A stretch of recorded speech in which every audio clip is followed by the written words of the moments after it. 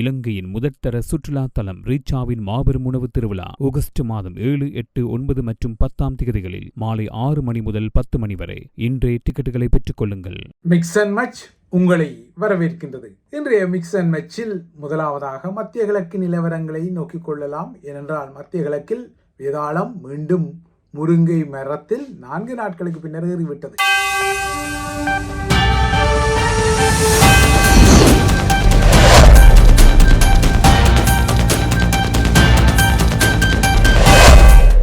அமெரிக்காவும் ஈரானும் கடந்த 4 நாட்களாக தமக்கிடையில் பரஸ்பரம் தாக்குதல்களை நடத்தி கொள்ளாத நிலையில் இந்த வேதாளம் மீண்டும் முருங்கையில் ஏறிவிட்டது. அதுவும் ஈரான் மீதான போரில் இப்போது சவுதி அரேபியாவும் பூந்து கொள்ளும் வகையில்தான் இந்த வேதாளம் ஏறி இருக்கின்றது. நேற்றிரவு திடீரென ஈரான் அமெரிக்க நிலைகள் மீது ஏவுகணை தாக்குதல்களை தொடுத்தது. ஆரம்பத்தில் இது ஒரு சர்ப்ரைஸ் தாக்குதல் என கருதப்பட்டது, செய்திகளும் கூறப்பட்டது. ஆனால் நுட்பமாக நோக்கினால் இது ஒரு சர்ப்ரைஸ் தாக்குதல் அல்ல, மாறாக ஈராக்கில் உள்ள பாப்புலர் மொபிலைசேஷன் ஃபோர்ஸஸ் எனப்படும் மக்கள் திரட்டல் படையணி கட்டமைப்பில் உள்ள ஈரானின் ப்ராக்ஸி அமைப்புகளுக்கு எதிராக சவுதியுடன் இணைந்து அமெரிக்கா நடத்திய வான்வழி தாக்குதல்களுக்குரிய பதிலடியாக இது அமையக்கூடும். ஆனால் அமெரிக்காவை பொறுத்தவரை தான் ஈரான் மீது தாக்குதல் எதனையும் நடத்தாத நிலையில் ஈரான் தன் மீது திடீரென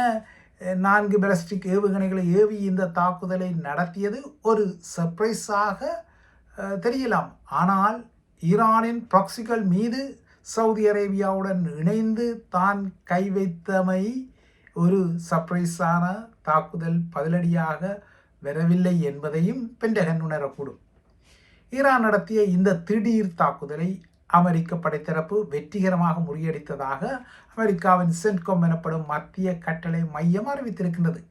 எதுவாறோ தற்போது ஈராக் இராணுவத்துடன் இணைந்திருக்கும் முன்னாள் துணை இராணுவ கூட்டணியான மக்கள் திரட்டல் படையணி எனப்படும் PMF, அதாவது பாப்புலர் மொபிலைசேஷன் ஃபோர்ஸஸ் மீது கை வைக்கப்பட்டுள்ளதால் இனிமேல் இது ஈராக்கையும் சவுதி அரேபியாவையும் முடிச்சு போட வைக்கும் ஒரு பிராந்திய போராக வெடிக்கக்கூடும்.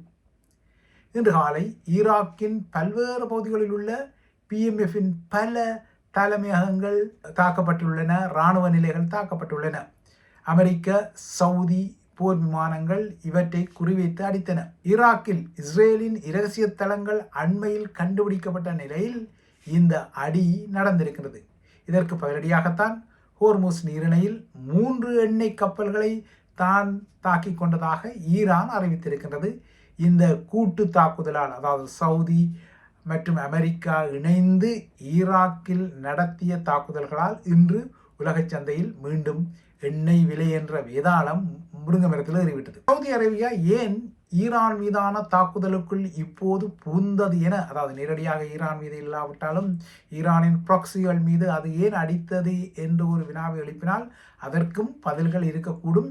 ஏனென்றால் ஈராக்கில் இருக்கக்கூடிய இந்த ஈரானிய ப்ராக்சிகள் தான், அதாவது ஈரானுக்கு விசுவாசமான இந்த படையணிகள் தான் தனது நாட்டின் எண்ணெய் உற்பத்தி மையங்களை அண்மையில் தாக்கியதாக சவுதி அரேபியா குற்றஞ்சாட்டி இருக்கின்றது. இதனால் இந்த பதிலடி என அது காரணகாரியத்தை கூறக்கூடும். ஆனால் இந்த தாக்குதலை ஈராக் தனது தேசத்தின் இறையாண்மை மீதான ஒரு தாக்குதலாக கருதினால் அது சவுதி அரேபியா மீது ஒரு மறைமுக போர் பிரகடனத்தை செய்தால் அமெரிக்காவுக்கு நிலைமை இன்னமும் சவாலாகக்கூடும். ஏனென்றால் அமெரிக்காவுக்கு ஈராக்கும் ஒரு பங்காளி நாடு, சவுதி அரேபியாவும் ஒரு பங்காளி நாடு. ஆகையால் பங்காளிகள் தங்களுக்கு இடையில் மோதினால் அமெரிக்காவாடும் திண்டாட்டமாக மாறக்கூடும். சரி, இப்போது அமெரிக்க சவுதி கூட்டு தாக்குதலில் அடி வாங்கிய இந்த PMF, அதாவது பாப்புலர் மொபிலைசேஷன் ஃபோர்ஸஸ் மீது ஒரு பார்வையை பதிக்க வேண்டும். யார் இவர்கள் என்ற கேள்விகளுக்கெல்லாம் விடைகளை காண வேண்டும். கடந்த சில வருடங்களுக்கு முன்னர் ஈராக்கின் மொசூல் உட்பட்ட பல பகுதிகளை IS அமைப்பு கைப்பற்றி ஈராக்கையே கட்டுப்பாட்டுக்குள் கொண்டு வர முனைந்த போது அதனை தடுப்பதற்காக 2014 உருவாக்கப்பட்டதே இந்த PMF எனப்படும் பாப்புலர் மொபிலைசேஷன் ஃபோர்ஸஸ், அதாவது மக்கள் படையணி கட்டமைப்பு என கூறிக்கொள்ளலாம். இந்த கட்டமைப்பு அரபு மொழியில் ஹஷ் அல் ஷாவி என விளிக்கப்படுவது உண்டு. இந்த PMF என்பது ஒரு அமைப்பு அல்ல, பல அமைப்புகளின் ஒரு பெரிய குடை அமைப்பு, அதாவது ஒரு அம்ப்ரல்லா ஆர்கனைசேஷன். அன்று ஐஎஸ்ஆல் அச்சப்பட்ட ஈராக் அரசாங்கம் இந்த PMF கட்டமைப்பில் இணையுமாறு பல குழுக்களுக்கு அழைப்பு விடுத்தது. அதாவது ஐஎஸ்க்கு எதிரான குழுக்களுக்கு அழைப்பு விடுத்தது, ஈராக்கியர்களுக்கும் அது அழைப்பு விடுத்தது. அதன்படி பல குழுக்களும் ஈராக்கியர்களும் இந்த PMF கட்டமைப்பில் ஒரு அம்பர்லா ஆர்கனைசேஷனாக இருந்த ஒரு குடியமைப்பாக இருந்த கட்டமைப்பில் இணைந்து கொண்டார்கள். அன்று ஐஎஸ்ஐ தோற்கடிப்பதற்காக வேற்றுமையில் ஒற்றுமை கண்டு இவர்கள் இணைந்து கொண்டார்கள். இதனால் ஈராக்கிய பகுதிகள் ஐஎஸ்இடமிருந்து மீட்கப்பட்டமை. ஆகையால் ஈராக்கின் வரலாற்றில் இந்த PMFக்கு ஒரு முக்கிய வரலாறு உண்டு. ஆனால் இந்த PMF ஏற்கனவே கூறியது போல ஒரு குடை அமைப்பு என்றபடியால் அதற்குள் ஈரான் ஆதரவு அமைப்புகளும் இருந்தன, ஈராக்கிய ஆதரவு அமைப்புகளும் இருந்தன. ஆகையால் PMFின் எல்லா பிரிவுகளும் ஈரான் ஆதரவுடையவென சொல்ல முடியாது. சில பிரிவுகள் ஈராக்கிய தேசியவாத பிரிவுகள். ஆனால் PMFில் ஷியா துணை இராணுவ குழுக்கள் எங்கெங்கெல்லாம் இருக்கின்றனவோ அங்கெங்கெல்லாம் ஈரான் ஆதிக்கம் செலுத்தும் என்பது நீங்கள் புரியக்கூடிய ஒரு விடயம். ஏனென்றால் ஷியா முஸ்லிம்களின் தாயகமாக ஈரான் இருப்பதால் அது இந்த ஷியா இராணுவ குழுக்களுக்குள் தனது செல்வாக்கை கச்சிதமாக பூர்த்தி கொண்டது. இதனால் தான் இந்த ப்ராக்சிகள் ஈரானுக்காக மாறியிருந்தார்கள். எப்படி லெபனானில் ஈரானுக்கு ஒரு ஹிஸ்புல்லா இருக்கின்றதோ, ஹாசாவில் அதற்கு ஒரு ஹமாஸ் இருக்கின்றதோ, ஏமனில் அதற்கு ஒரு ஹவுதி கட்டமைப்பு இருக்கின்றதோ, அதே போலத்தான் ஈராக்கில் உள்ள PMF கட்டமைப்புக்குள் அந்த குடைக்குள் சில ப்ராக்சிகள் உள்ளன. குறிப்பாக கதாயிப் ஹிஸ்புல்லா அமைப்பு, அசாயிப் அல் ஹக் அமைப்பு, ஃபத்ர் அமைப்பு, நுஜாபா அமைப்பு, சைத் அல் ஹதா அமைப்பு, இமாம் அலி பிரிகேட்ஸ் ஆகியன ஈராக்கின் ப்ராக்சி அமைப்புகள். பாருங்கள், PMFக்குள்ளும் ஈரான் எவ்வளவு தூரம் வலுவாக இருக்கின்றது என்றார். இந்த அமைப்புகள் ஈரானிய இஸ்லாமிய புரட்சிகர பாதுகாப்பு படையுடன் நெருங்கிய தொடர்புகளை கொண்டிருக்கின்றன. அத்துடன் ஈரானின் அதி உயர் ஆன்மீக தலைவருக்கு விசுவாசத்தை கொண்ட ஷியா குழுக்கள் இவை. இதில் கதாயிப் ஹிஸ்புல்லா குட்ஸ் படையுடன் நேரடியாக தொடர்பை கொண்டுள்ள ஒரு முக்கியமான அமைப்பு. இப்போது சவுதி அமெரிக்க கூட்டு தாக்குதலில் இந்த PMF கட்டமைப்புக்குள் இருக்கக்கூடிய ஈரானின் ப்ராக்சி அமைப்புகளுக்குள் எந்த பிரிவுக்கு அதிக இழப்பு ஏற்பட்டதோ தெரியவில்லை. ஆனால் எவ்வாறான இழப்புகள் ஏற்பட்டாலும் அவை யாவுமே ஈரானிய ப்ராக்சி அமைப்புகளுக்கு ஏற்பட்ட இழப்பு என்பதால் இனிமேல் இந்த ப்ராக்சி அமைப்புகள் எல்லாம் சேர்ந்து சவுதி அரேபியாவுக்கு அடிக்கக்கூடும். இதனால் சவுதி ஈரான் போர் மறைமுகமாக வெடிக்கக்கூடும் என்ற ஒரு அபாய நிலை இருக்கின்றது.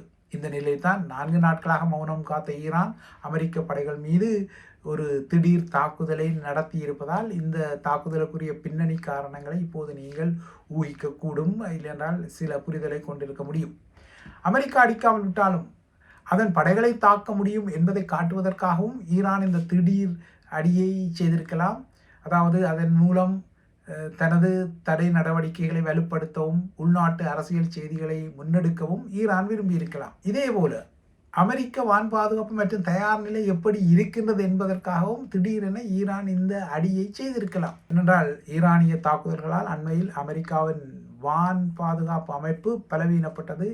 ஈரான் ஜோர்டானில் உள்ள இந்த வான் பாதுகாப்பு அமைப்பு தாட் ஏவுகணை தடுப்பு செயலி அமைப்பு எல்லாம் அடித்ததால் அதற்றையெல்லாம் அவையெல்லாம் உண்மையில் பாதிக்கப்பட்டனதா என்பதை அறிவதற்காக ஈரான் இந்த திடீர் அடியை செய்திருக்கலாம்.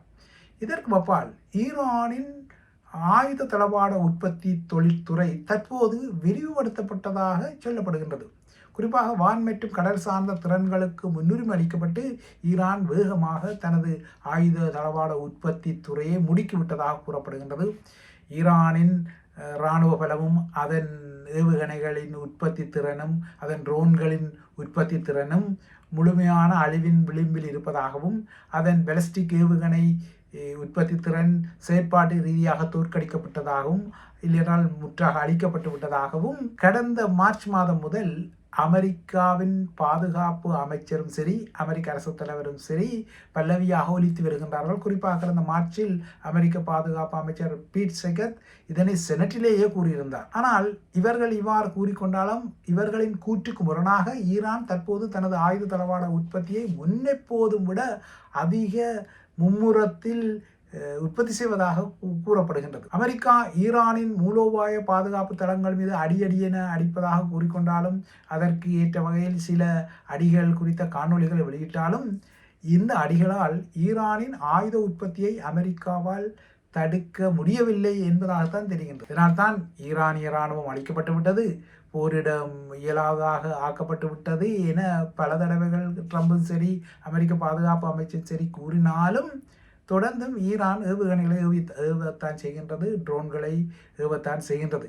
இதனால் தான் இந்த முறை கடந்த வாரம் செனட் விசாரணையின் போது அமெரிக்க பாதுகாப்பு அமைச்சர் ஒரு யூ வடிவ திருப்பத்தை எடுத்தார். கடந்த மார்ச்சில் ஈரானிய இராணுவம் அழிக்கப்பட்டு விட்டது, அதன் உற்பத்தி திறன் எல்லாம் முடக்கப்பட்டு விட்டது என அமெரிக்க பாதுகாப்பு அமைச்சர் பீட் செகத் கூறிய போது, ஹெக்ஸெட் இந்த முறை தனது முன்னிய மதிப்பீடுகள் துல்லியமானதுதானா என்பதை நேரடியாக கூற கடந்த வாரம் செனட் முன்னால் மறுப்பு தெரிவித்திருக்கிறார். ஆகையால் தான் கூறியது போல அல்ல, ஈரான் தொடர்ந்தும் ஆயுத கையிருப்பை வைத்திருக்கின்றது என்பது செனட் அறிந்த ஒரு விடயம் என்பதால் இப்போது பீட் ஹெக்ஸெட் இந்த விடயத்தில் ஒரு பலவீனத்தை வெளிப்படுத்தி இருக்கின்றார். ஆக மொத்தம் ஈரான் தனது சேதமடைந்த அமெரிக்க தாக்குதல்களால் அதன் உற்பத்தி திறன் சேதமடைந்திருக்கலாம், ஆனால் இந்த சேதங்களை எல்லாம் அது விரைவாக புனரமைத்து இந்த இராணுவ உற்பத்தி தொழில்துறையை எதிர்பார்த்ததை விட வேகமாக மீண்டும் கட்டமைத்து வரும் நிலையில், மறுபுறத்தே அமெரிக்காவின் ஆயுத களஞ்சியங்கள் வெற்றி பெறுவதான கதைகள் எல்லாம் சொல்லப்படுவதால் இவை யாவுமே அமெரிக்காவுக்கு இன்னொரு பாதக செய்தியாகத்தான் மாறக்கூடும். இவை மத்திய கிழக்கு நிலவரங்கள். இறுதியாக இலங்கை நிலவரங்களை ஒரு வரலாற்று பின்னணியுடன் பார்த்து கொள்ளலாம்.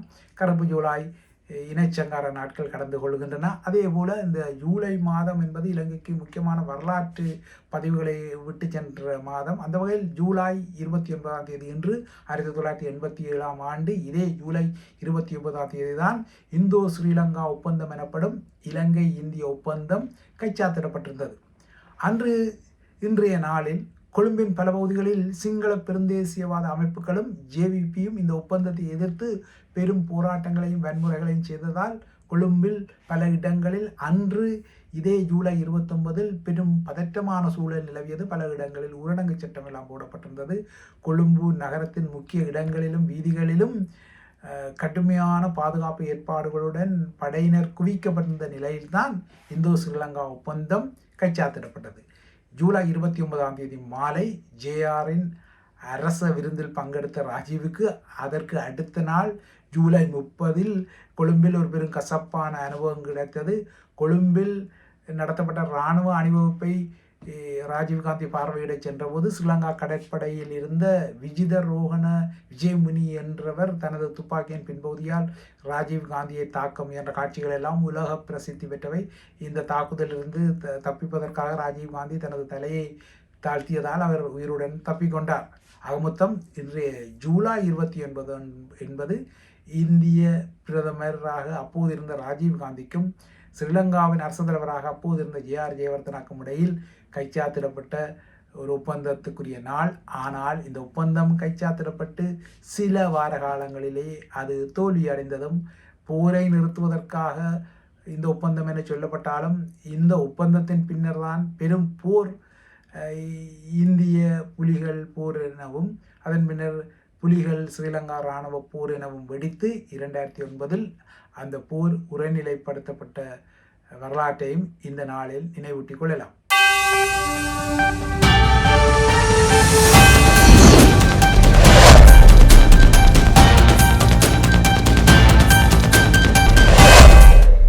இலங்கையின் முதற்தர சுற்றுலா தலம் ரீச்சாவின் மாபெரும் உணவு திருவிழா ஆகஸ்ட் மாதம் 7, 8, 9 மற்றும் 10ஆம் திகதிகளில் மாலை 6 மணி முதல் 10 மணி வரை. இன்றே டிக்கெட்டுகளை பெற்றுக் கொள்ளுங்கள்.